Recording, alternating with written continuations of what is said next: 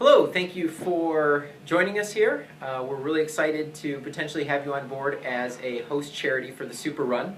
What I want to do is just kind of go through the introduction and get you familiar with what it takes to be a host for our event.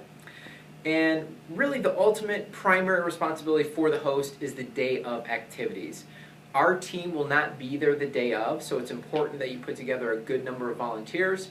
This is going to be anywhere from 15 to 30, maybe more. It just depends on how big your event gets, and we're happy to walk you through that process. But basically the day of, we're going to be sending you everything that you need. You're going to be responsible for setting everything up, managing the day of, getting people registered, getting them bibs, and laying out the course, and marking things, and getting volunteers where they need to be to help people, and also closing everything down, packaging it all up, cleaning it up, and sending it back to us. So that's your number one responsibility. As far as how much time it takes to be a host, the day of is just the day of. Outside of that time commitment, there's going to be some training that needs to be done for some of the volunteers. A few hours of training is really all that it should take initially with some of the materials that we give you as support. There'll be training videos additionally for each position to walk them through the steps of their specific role.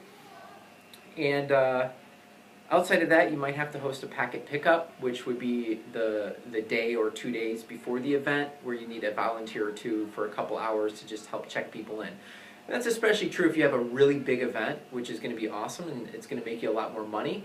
But it just means we need to spend a little bit more time getting people checked in so the day of goes well, and that would happen prior to. Hosts make money three ways. They make money from fundraising, so everybody that registers for the run becomes a fundraiser, tied in with social media, Facebook, Twitter, creates them a fundraising page where they can set goals, they can create a team. Everything's pretty automated online. We'll walk you through that process in another video, but that's the number one way, is through just fundraising. We have a free event and a paid-for event. Obviously, the free event is what most of the fundraising gets done through, but we also have a paid 5K. For the paid 5K, that is actually where we get all of our money from. We give 15% of that to the host charity in the first year, and we keep the rest of that, but we cover all the expenses. So the insurance, the rental fees, the packet pickup items, the bananas, the water.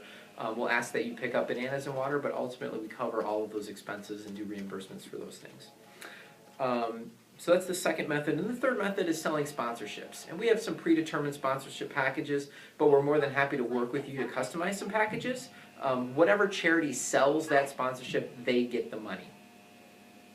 The only thing that comes out of that is going to be the expenses associated with the sponsorship. And once again, we'll go into that in more detail as well. So as far as the success of the event, it's really going to depend on you.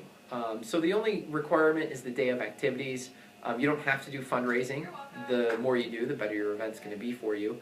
You don't have to sell sponsorships. The more you sell, the more money you're going to raise.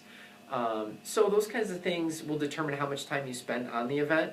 We have some charities that spend a lot of time selling advertising and sponsorships and fundraising, and they raise a whole lot of money, and other charities that really just don't do much of that, if any, show up the day of, and especially for the first year or two, just kind of want to get their feet wet with the event, and maybe next year or the years after they might pick up the advertising, sponsorship or fundraising pieces.